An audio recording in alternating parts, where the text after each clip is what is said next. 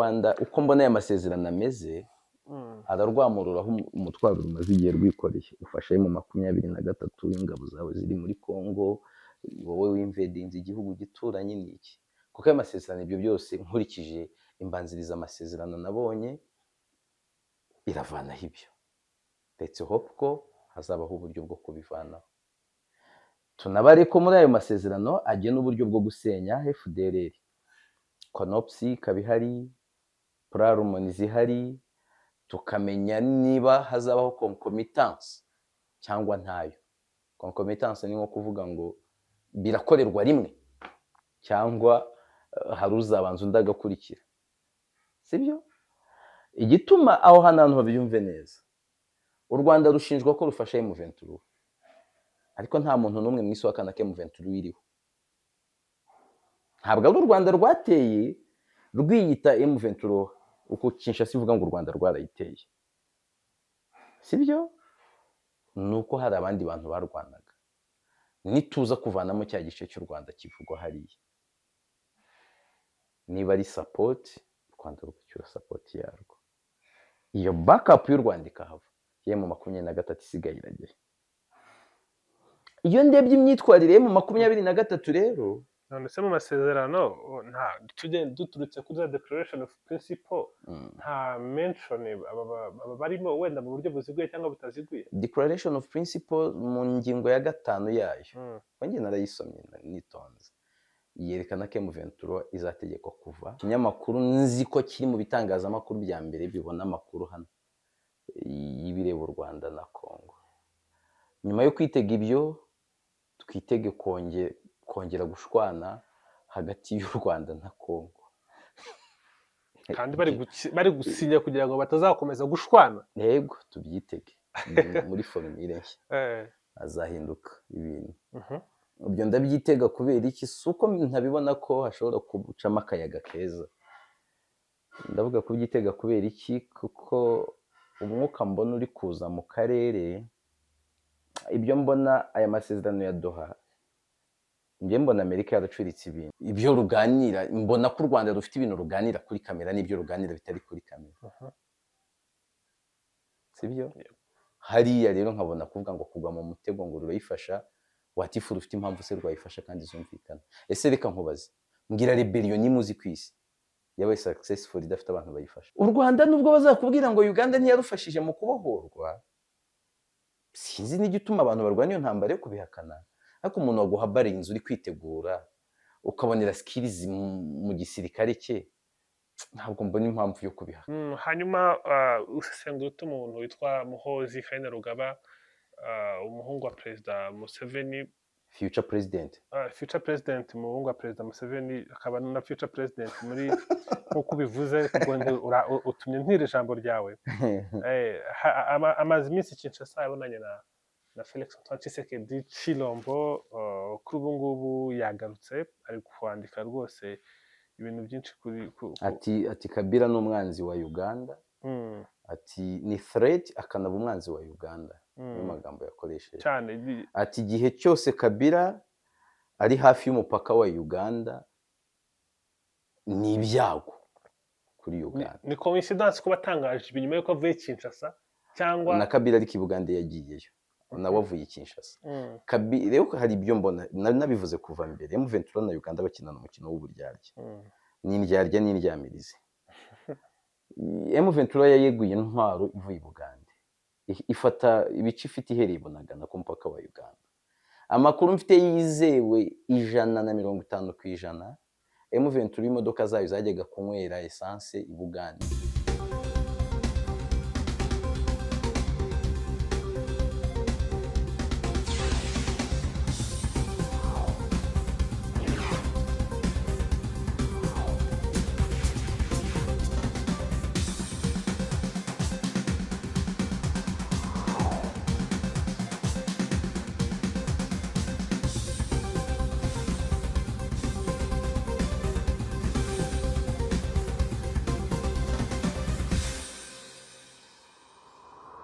Yega amahoro y'Imana bane namwe bakunzi ba One Nation Radio, Radio Diaspora Rwanda, ijwi rya diaspora y'u Rwanda. Turi kumwe na Yves Nkuye mu Ruge, turabana cyane hano muri iki kiganiro dukunze kuganiriza abanyarwanda ku bintu byinshi bitandukanye, even izere kumeze neza. ntabwo meze neza gusa, meze neza cyane rwose, Umeze neza cyane, nkumva mu mutima nta matiku mfitemo, Imana sana yakurinze. no mu gifu harimo umutekano, Abantu se baretse gukabya ubundi si ibyo. nta bintu byinshi mba nkeneye rwose. Abantu ni uko dukunda byinshi, ariko banza ariko umuntu ameze, ikintu cyose ubonye itarakigeraho bomba kirenze, wakigeraho ukagishyira mu buzima, ukomeza ugahatana ugashaka yewe ibindi. wenda byakitwa kwishanya ko ngenda nyurwa, nimba ari uko ahari wenda mba nzi ko mva kure cyane, ntabwo uko kuba uyu munsi nabasha kurya kabiri ku munsi, nkaba nzi ngo niyo naba ntafite bitanu basi noneho mfite abantu nayasaba, ndabizi ko ari we nkubwiye nimpa bitanu wayampa, Inosa yayampa, Mucambuzi yayampa, Kerema yayampa, na Rutsobe yayampa, ibyo mba mbifata nka blessings rero zituma n'umugisha. sava Yego, nta kibazo n'ukuri, ni byiza cyane, ni byiza kuganira nawe. Hari byinshi twaganiriye kuva njye nawe twatangira kuganira hano, ibyo twibanzeho niba nibuka neza n'ibibazo byo mu karere, cyane cyane ibibazo by'u Rwanda na Repubulika ya Demokarasi ya Kongo, hari n'ariko bishamikiye ku bitero M23 batangiriyemo bonane ibaha ku bijyanye no gufata ibice bitandukanye byo mu ntara Kivu ndetse y'amajyepfo n'iy'amajyaruguru. Tuza kubona n'ibikorwa bitandukanye byakurikiye, abantu bavuga bati intambara ishobora gukara, ariko tuza kubona na mediation yiba kugira ngo abantu babe babona amahoro, bibe byatungana. Tubona Amerika ibijemo mu butumire bwari bwakozwe na Repubulika ya Demokarasi ya Kongo, tubona Jackson arahari, tubona Masad Buros, tubona Declaration of Principles, tubona n'ibindi bitandukanye. Kuri ubu ngubu hari abatekinisiye basinye mu minsi ishize, hari amasezerano yarategerejwe rero ko asinywaho kuri uyu wa gatanu. N'iki kibazo kirabyibushye cyane, kiraremereye. N'iki twakwitega kuri aya masezerano yo ku munsi w'ejo ku rwego rw'abaminisitiri? N'iki twakwitega mu gihe abakuru b'igihugu bazabahuye? twitege ko ejo amasezerano asinywa, kuba tugejeje uyu munsi tutarabona imbogamizi, twitege ko ejo amasezerano asinywa. Twitege ko mu mpera z'ukwezi kwa karindwi abakuru b'ibihugu bazahura. Igituma mvuga mu kwezi kwa karindwi, kwa gatandatu ko kwashize, ni iyihe mpamvu ituma mvuga mu mpera? Nabibonye mu kinyamakuru cyitwa Africa Intelligence, ikinyamakuru nzi ko kiri mu bitangazamakuru bya mbere bibona amakuru hano y'ibireba u Rwanda na Kongo. Nyuma yo kwitega ibyo, twitege kongera gushwana hagati y'u Rwanda na Kongo, kandi bari gusinya kugira ngo batazakomeza gushwana. yego tubyitege muri formule nshya azahinduka ibintu. Ibyo ndabyitega kubera iki? Si uko ntabibona ko hashobora gucamo akayaga keza, ndavuga kubyitega kubera iki? Kuko umwuka mbona uri kuza mu karere, ibyo mbona aya masezerano ya Doha, njye mbona Amerika yaracuritse ibintu. Amerika yacuritse ibintu, yahisemo kubanza kumvikanisha abanyembaraga isize abanyembaraga nke, cyangwa yahisemo kubanza kumvikanisha abakoresha kandi harwana abakozi. Ibintu ndi kuvuga biri kumvikana cyangwa ndi kwicanga? Ntacyo, turategereza uko usoza. Amerika iyiza guhitamo kubanza kumvikanisha M23 na Kinshasa, ahubwo ibisagutse ku bya M23 na Kinshasa ikabyongera mu by'u Rwanda na Kongo, aho gufata ibizasaguka hagati y'u Rwanda na Kongo ngo bishyirwe M23 na Kinshasa. Kuko aha harimo igihugu inshuro ebyiri. Kinshasa ihanganye na M23 mu buryo buri legitimate, ikanahangana n'u Rwanda mu buryo butari legitimate. U Rwanda rwaba ruyagresa, yaba rwagresa, byose ntibikurikije amategeko. Ariko Kinshasa ifite uburenganzira bwo kurwanya M23 ukurikije izina yita, na M23 ifite uburenganzira bwo guhaguruka ikarwanya Kinshasa kugira ngo isunikire kwibuka ibyo basinye ku mpapuro. nkabona iyo bo babanza gusinyana, ubwo uri kuvuga Kinshasa na M23. yego, ibisagutse bikasigara hagati y'u Rwanda na Congo byari kuba byiza kurushaho. Ubu impungenge zanjye zirihereye. Impungenge nk'umunyarwanda nabyita intsinzi ku Rwanda, ariko nk'umuturage w'isi wagize umugisha wo kuvukira mu Rwanda, byo ndabigiraho impungenge. Ntabwo nshaka kuganira gutya nk'umunyarwanda gusa. U Rwanda uko mbona aya masezerano ameze, ararwamururaho umutwaro rumaze igihe rwikoreye. Ufashe mu 23 y'ingabo zawe ziri muri Congo, wowe w'imvedinzi igihugu gituranye n'iki. Kuko aya masezerano ibyo byose nkurikije imbanziriza amasezerano nabonye iravanaho ibyo. Let's hope ko hazabaho uburyo bwo kubivanaho. Tunabare ko muri ayo masezerano agena uburyo bwo gusenya FDLR. Konopsi ikaba ihari, Prarumoni zihari, tukamenya niba hazabaho concomitance cyangwa ntayo. Concomitance ni nko kuvuga ngo birakorerwa rimwe cyangwa hari uzabanza undi agakurikira, sibyo?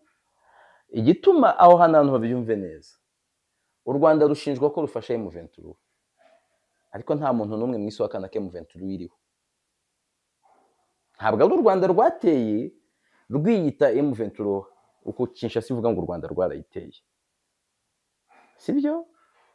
Nuko hari abandi bantu barwanaga. Nituza kuvanamo cya gice cy'u Rwanda kivugwa hariya, niba ari support, u Rwanda rugacyura support yarwo. Iyo backup y'u Rwanda ikahava, mu 23 isigaye iragera. Iyo ndebye imyitwarire mu 23 rero, none se mu masezerano nta duturutse kuri za declaration of principle, nta mention barimo wenda mu buryo buziguye cyangwa butaziguye. Declaration of principle mu ngingo ya 5 yayo, wanjye narayisomye nitonze, yerekana ko M23 izategekwa kuva ahiri. None se nkasika cyo nitahava, ariko harimo nuko bagomba no kumvikana n'abafite intwaro. Nitahava niba iyo ni nigorana kuhava bizaturuka ku kumvikana kwayo hagati yabo. Nibiyanga kumvikana, reka ko mu masezerano babizi. Nashakaga kukwereka rero ibihari birerekana uko utahava kwa M23 ku neza. M23 iri kubaka imihanda, my friend. M23 iri gushinga ibitangazamakuru. M23 iri gutangira, iri gushyiraho ba guverineri, irasimbuza abandi, irashyiraho inzego. M23 irafungura banki. Ibyo ni ibimenyetso byo kugenda cyangwa ni ibimenyetso bibwira isi ngo we are here to stay? We are here to stay. Sibyo? Okay. Nimba ari iyo myitwarire M23 ifite, Ahone se ngiye ndi kucyuri kujya kuri conclusion yuko bigomba kurangira M23 irekuye ibice ifite, wenda ibyo bishobora kuzamirirwa mu twabibonye muri declaration of principles, twabibonye. Yego. Twabibonye muri yambanziriza masezerano, harimo ibisa gutyo. Ariko benerekana ko hari n'impamvu barwana n'uburenganzira bwabo. Yego. Bakavuga batari ko bazarekura aho hantu. Before or after. Kuri bya jambo koresheje bukajya by'ibintu bibereye rimwe cyangwa ibintu bigiye concomitance. Bizabera rimwe cyangwa bizagenda bareba. Icyo nicyo tutaramenya. Okay. Ari naho twe twanticipa tukahabona ingorane. Sibyo? Izo ngorane M23 hano yahatangiye ibitambo muvandimwe. Byinshi cyane. Buriya M23 ya 2012-2013 muri Perito Yemen ushobora kuvuga ko yahatakarije cyane kwa ko bararwanye hagati yabo baricana. Nta nubwo njya nemera ko mwabiriya bihe Kinshasa yisha abantu benshi bari mu 23 kurenza abo mu 23 yishe muri mu 23. Baricanye hagati yabo. Biri no mu bintu mba mvuga ngo bakwiriye kuzirinda ku yindi nshuro. Kuri inshuro M23 nubwo yaratakaje biri Rio. Kuko 2013 na 2 ntabwo barwanaga na Skoy, ntazari zihari. Ntabwo barwanaga na CH4, ntazari zihari. Drone. CH4. Ntabwo hari bari abasniper bo muri za Romania, my friend. Uzashake nk'umuntu muvugana wabaye hariya hantu akubwira icyo umusniper yakoraga. abantu bagira ngo M23 kumwe tuzi n'ingabo za Kongo ziraho zirawayawaya bakagira ngo M23 yatsinze wenda nk'irondo ry'umwuga cyangwa nkuko njye nawe bamfata bakahita batujyana ku rugamba. M23 yarwanaga n'abantu bari kari tafu cyane, bariya abasniper ni ba bantu bamubwira bati murase mu jisho ariko tuzapima turebe ko wahamije imboni. Nibyisasu rishobora gukubita ikinobori cyose kikavamo, ariko turashaka kuhamya imboni. Ubwo bushobozi bakaba babufite. Harimo abantu bari mu gisirikare cya Romania bakiri bino bihugu biteye imbere, batunga umuco nimba umugore wawe wabyaye bakaguha nka rivu nk'iy'umwaka cyangwa ibiri, kuvuga ati gira kwita ku mugore wawe yabyaye mwana burambitse hasi imbunda. Umusirikare yaba yicariye hari mu kiruhuko akamenya amakuru, abapampe be bakamugatuza ariko uzi birigoma hari kirakagishyushye ari urajya ku rugamba bakajya baguha hagati y'ibihumbi 5 n'umunani by'idolari ku kwezi. Kandi se rugamba nyabaki uzajya ubura inyuma aho umwanzi atagera no gucoordinating utuntu turaho. Ubundi basanzwe nyihanganira gato kunyura mu buryo uvuga basanzwe bakora amamisiyo y'ubucancuro mu bice byo mu butayu hirya noneho ho baba barwana n'abaturage ariko bafite intwaro, ugasanga ari abaturage baremye umutwe w'abagizi ba nabi bafite intwaro bakaba rero barwana atari abantu bafite.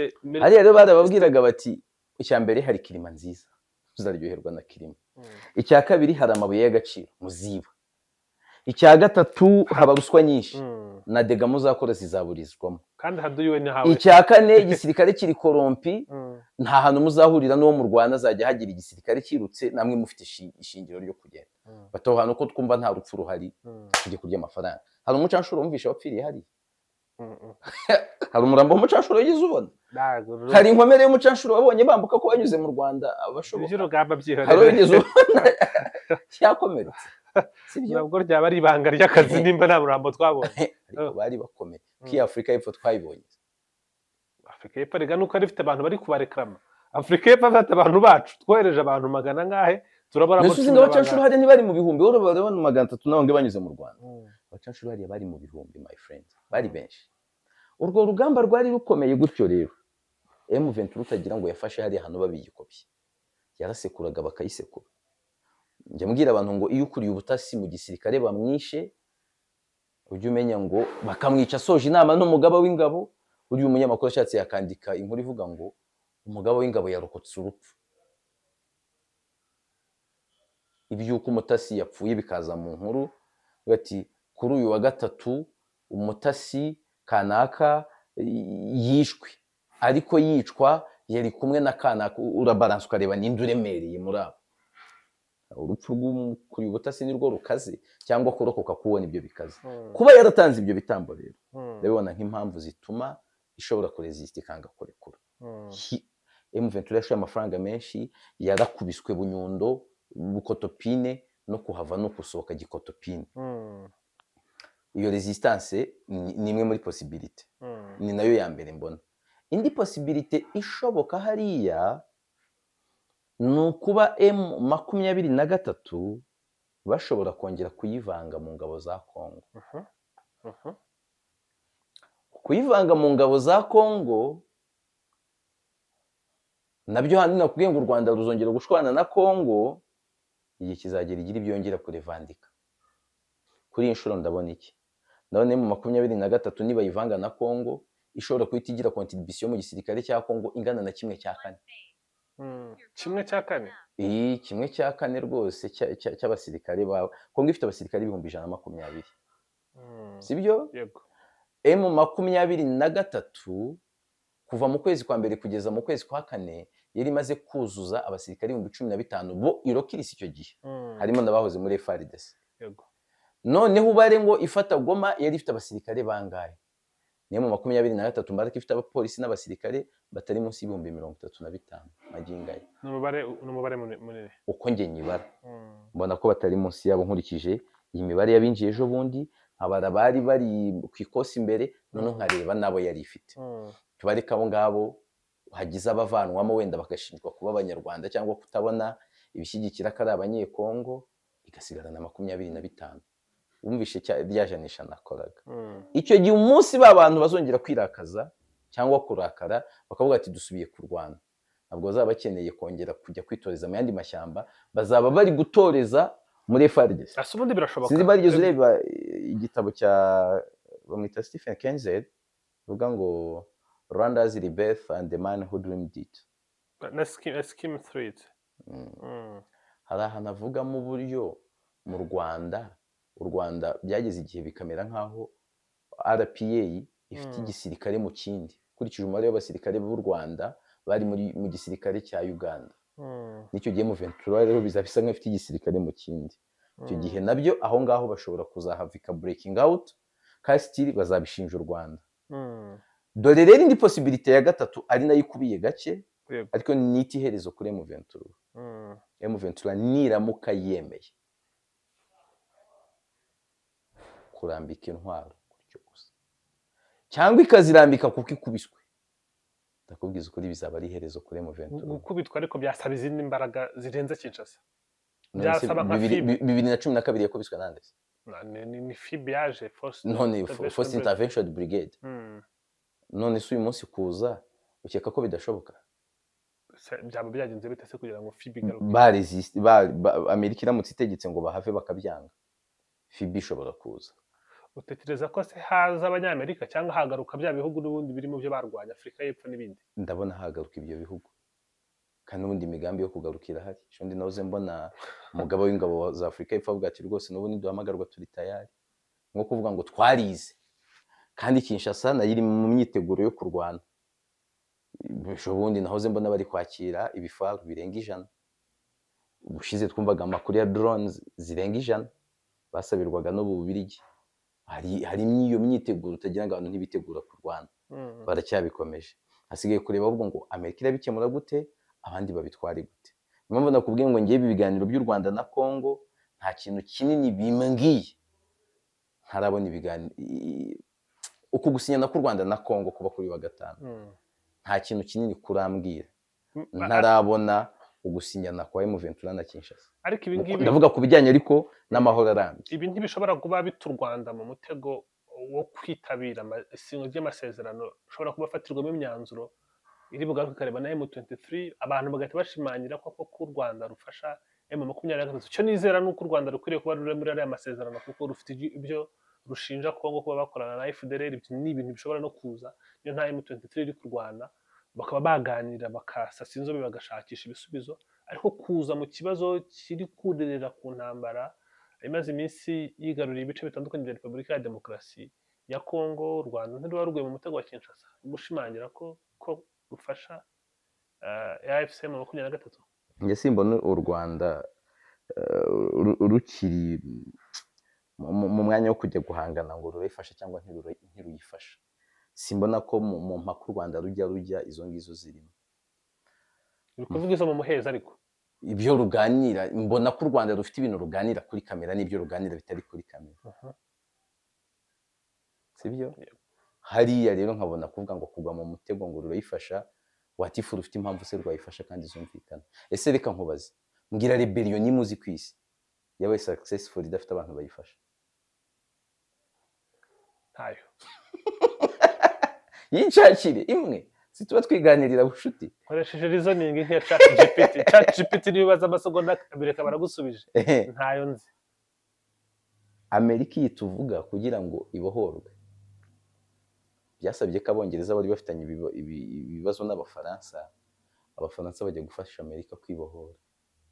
Ibohora abongereza. Kubera ko abafaransa batari inshuti z'abongereza. Byagize uruhare mu kubohora Amerika. Sibyo? Amerika kugira ngo ubutegetsi bwa Bashar al-Assad bugwe ku itariki 8 z'ukwezi kwa 12 umwaka ushize, byabaye ngombwa ko Amerika na Turkiya na Israeli bafasha HTS. Hariyo mwita Jorami. Terrorist, agakora politiki raryo. Rimwe bamwitaga terrorist. Uyu munsi he is no longer terrorist. The President of the Republic of Syria. Sibyo? Kugira ngo Mozambique ibohorwe harimo ikiganza cy'abatandukanye, Tanzania, Uganda n'abanyarwanda barimo, nimba ntibeshya Fande Let Freddy Gisa Rwigema na Musito na Fandi Musito iza Frelimo barazirwanya rwose ubanza barimo. U Rwanda nubwo bazakubwira ngo Uganda ntiyarufashije mu kubohorwa, sinzi n'igituma abantu barwanya iyo ntambara yo kubihakana, ariko umuntu waguha barinzi uri kwitegura ukabonera skills mu gisirikare cye, ntabwo mbona impamvu yo kubihakana. Nigeze kubivuga gutyo, hari umuntu umwe wandikirarinze arambwira ati rwose icyo gihe navugaga bwo nahuranye mvuga ko Uganda yafashije u Rwanda nari muto. Umuntu arandikiraringa arambwira ati wakagira inama uragira utoro gifite bike byo guhomba muri 2018 nari muto 2019 nari nkuze imyaka kwirangamuntu yanyerekaga ko nkuze ko mu buryo bw'umwuga nari muto niki. Arandikiraringa arambwira ati hoya jya ubihindura uvuge ko u Rwanda rwateye ruvuye Uganda, nta support ya Uganda yari ihari. Ariko nimba Uganda itarabarwanyije sibyo, bamwe ariho bakuye expertise mu gisirikare bikagira ikanarwana n'izo ntambara za diplomasi n'u Rwanda, ni Uganda yateye u Rwanda n'ibiki, aho byo mbonamo niyo bitaba agasupport ka gisirikare harimo iyo moral support. Ariko nyine numviye uwo muntu wambwiye kujya mbitwara gutyo. U Burundi ntibyari gukunda nta Tanzania. Museveni ntiyari kubugera ku butegetsi nta Tanzania. Buri gihugu, buri rebellion, buri bantu bagera ku butegetsi bafite ababafashije, sibyo?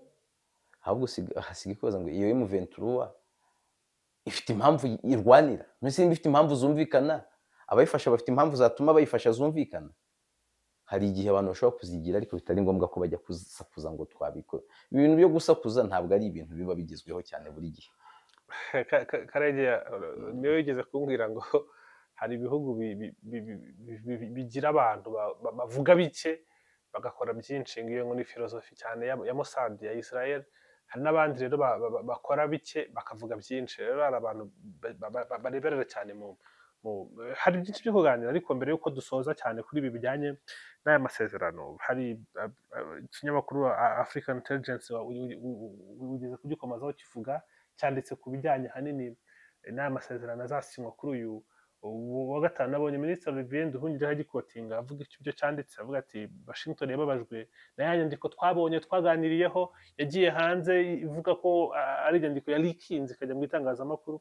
Amerika byarayibabaje kubera ko yasesakiye ku mbuga nkoranyambaga, avuga ko impande ziri muri ibi bintu zihagarara ku ijambo, amakuru ntiziyatangaze kubera ko ntibikwiriye gutangaza ibiri muri final agreement. Ariko haracyari byinshi uretse bike byo basobanuye, ariko haracyari bitarasobanuka neza biri muri iyo nyandiko, kubera ko Kigali isabwa gukuraho ingamba zabo z'ubwirinzi. Ni ibintu atemeye. Minisitiri Nduhungirehe aravuga ati birasa nkaho African Intelligence itazi cyangwa idafite amakuru kuri aya masezerano ari kuba cyangwa ku biri mu masezerano muri rusange. Icya mbere ati Washington ntabwo ariyo yababajwe n'aya masezerano yagiye hanze, ni Kigali isaba ko abandi nabo bubaha amakuru ari muri biganiro, kuko biba ari ibintu biri confidential, ari amakuru y'ibanga. Icya kabiri rero nta hantu na hamwe wasanga muri aya masezerano y'amahoro azasinywe ejo amagambo kuvanaho byikuragaho ingamba z'ubwirinzi z'u Rwanda, cyangwa ukabona amagambo ngo Rwanda Defense Force, ubwo na RDF, cyangwa Rwandan Troops, ingabo z'u Rwanda, cyangwa withdraw. Nta na hamwe muzigera mubibona muri izi nyandiko. Ibyo byo ni Olivier Nduhungirehe, umuntu nabonye rwose utajya uzuyaza mu ibintu nibirangira rwose nibishoboka Abanyarwanda bazamusabira akaruhuko nk'ak'ibyumweru 2, igihugu kimwishyurira itike gire Maldives bashyize ibirenge mu mazi. Iba bivuze na nyuma yaho hari ibyo yari yatangaje yarakoze pe kuri Oswald Doswakim wari wavuze kuri aya masezerano azasinywa. Araza ati Doswakim yari yatuye ati kuwa gatanu Washington u Rwanda ruzasinya amasezerano na DRC y'amahoro, atishyirwa mu bikorwa ryayo uyiha amahirwe angana gute ku ijana. Arakomeza ati amasezerano azasinywa kuwa gatanu, abaminisitiri b'ububanyi n'amahanga bazayemeza burundu kandi bayasinye. Ati hanyuma umuntu yarasubije, minisitiri araza aramusubiza, ukoresha Twitter cyane X, ati kuri Doswakim kuwa gatanu tariki 27 Kamena tuzasinya kandi twemeze burundu amasezerano y'amahoro hagati ya Repubulika ya Demokarasi ya Kongo n'u Rwanda, Declaration of Principle yo twasinye hashize amezi abiri ku itariki 25 Mata 2025 i Washington, nanjye kuvuga DC mu Kirundi no mu Kinyarwanda, ariko urumva icyo minisitiri avuga anasubiza hanini cyane ku ijambo rikunze gukoreshwa ingabo z'u Rwanda, kuko muri iriya draft yagiye hanze twarabibonye ngo u Rwanda US yategetse u Rwanda gukura ingabo zabwo draft, ariko twibuke ko nyuma y'ayo u Rwanda rwohereje abatekinisiye hariya na Congo. Bishoboka ko bashobora kuba baragiye bakavuga bati yemwe ibyo ngibyo mu bisibe mu byita iyindi inyito, cyangwa tubivane mu masezerano ariko bizakorwe niba koko bihari, cyangwa ibyo ntibihari mubivaneho. Ariko sintekereza ko u Rwanda na Congo bicaranye baba barumvikanye ngo ibyo ntibihari.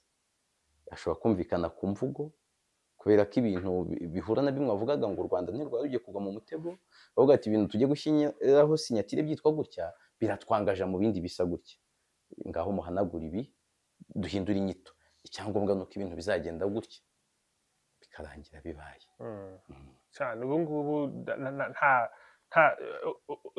urebye kuko u Rwanda ruri kuvuga na confidence rufite, ukareba na Repubulika ya Demokarasi ya Congo na confidence bafite, ibyo Batina Salama bari kuvuga, Kayikwamba Wagner bari hirya no hino, Patrick Muyaya, urabona nta gutungurana gushobora kubaho. Byari byitezwe gusinyirwa Washington bikaba ukundi, kuko nge Rwanda rw'u Rwanda ndi kubona gutungurana tuzakubona mu bizavidoha tukubone no mu bizakurikira gusinya.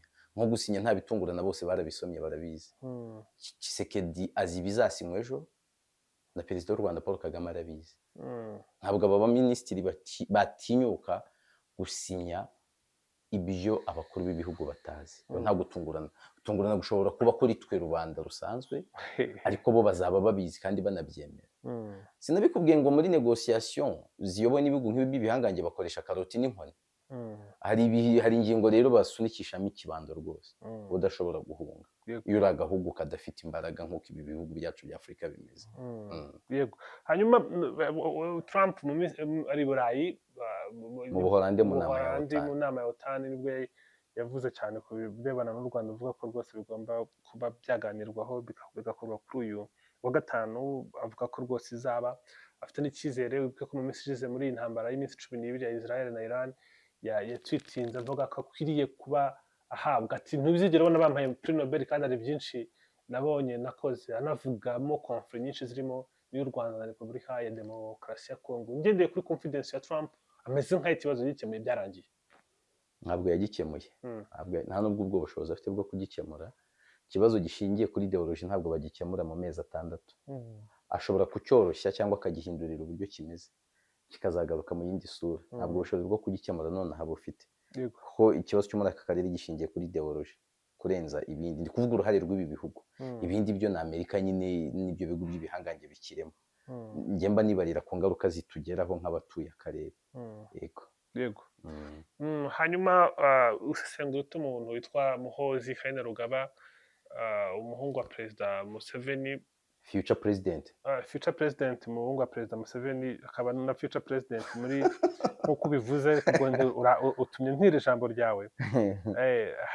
Amaze iminsi Kinshasa yabonanye na Felix Antoine Tshisekedi Tshilombo, kuri ubu ngubu yagarutse ari kwandika rwose ibintu byinshi ati Kabila n'umwanzi wa Uganda, ati ni threat akanaba umwanzi wa Uganda, niyo magambo yakoresheje cyane. Ati igihe cyose Kabila ari hafi y'umupaka wa Uganda ni ibyago kuri Uganda. Ni coincidence ko batangaje inyuma yuko avuye Kinshasa, cyangwa na Kabila ariko i Buganda yagiyeyo nawe avuye Kinshasa.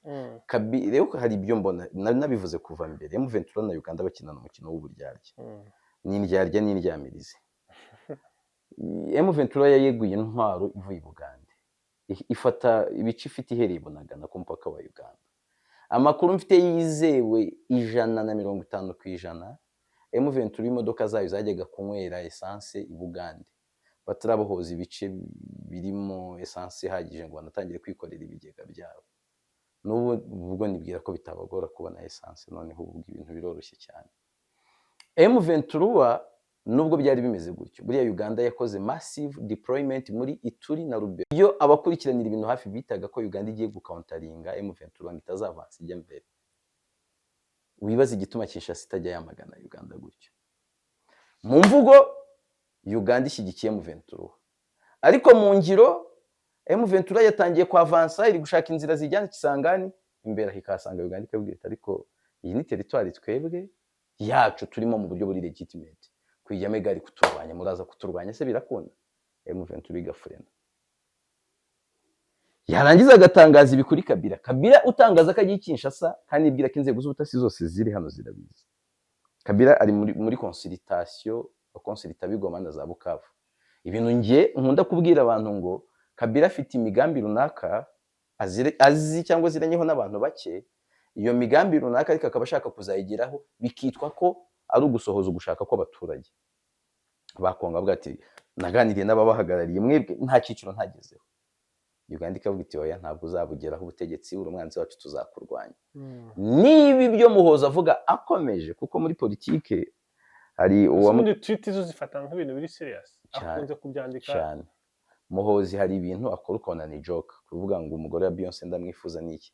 Muhozi yari kuvuga cyangwa Kabobe ngazamuca umutwe, ntabwo azawuca nyine bire no kumuredikiriza, nabyo mbifata nkaho ari ukumusuzugura, kumukerensa n'ibiki birasanzwe gusuzugurana muri politike. Muhozi mufata nk'umuntu w'umuhanga kurenza bamwita umusinzi. Mufata nk'umuntu w'umuhanga, uzi n'umwana wo kwa perezida wize neza, w'umusirikare utari n'umuwoga, sibyo? Ahubwo nkamufata rimwe na rimwe nk'umuntu ushobora kuba ku ngingo zimwe na zimwe yaba umuhezanguni. Muhozi mubona nk'umuntu shawe uyobowe n'ikintu cyitwa amoko cyane muri we. Ku ruhande rumwe tweet ze zijyanye n'amoko nzifata ko biri serious. Tweet za Muhozi zibasira abayobozi b'ibihugu bya kure nzifata nkaho ziri serious. Tweet za Muhozi akenshi zijyana n'ibintu byo kuri teri, zizamo buryarya no kubeshya, ariko ubwo buryarya still nabwo buprovinga how serious he is. Kuba ngiye waba uzi kuri inshuti yanjye tutari byo n'ubuhanga mba mfite muri politike. Rero nk'ibi ngibi yatangaje byo ntabwo ku kigero c'100% ntabwo namenya ngo ni ibiki, kuko byatangiye n'abasesengura bavuga ko Museveni ari ku ruhande rwa Kongo muri ibi bibazo, Muhoza akaba ku ruhande rw'u Rwanda na M23. Muhozi rero kuba atangiye gutangaza ibi nyuma y'umunsi umwe isavuze ko aziyamamaza muri manda ya 8, binteye impungenge. Biranyereka ko hatagize igikorwa, imvugo ya Muhozi baye ari ukuri, Kabila afite hitushyiramo bihwanye uvugemo ushyiro na M23 kuri yabivugaga. Kuko Kabila M23 yamwakiriye neza, amwita president honorable cyane, president w'icyubahiro. Yego. Ibyo nibimara kugenda gutyo rero utekereze ko igihe M23 mu minsi iri imbere imirwano yakubura ibiganiro byanze ishaka kwavansa ijya Kinshasa, twahita tubona ingabo za Uganda muri Nord Kivu ziri kwibangamira, tukabona iz'u Burundi muri Sud Kivu mu buryo butunguranye, tukabona Uganda n'u Burundi bari kurwana ku ruhande rumwe.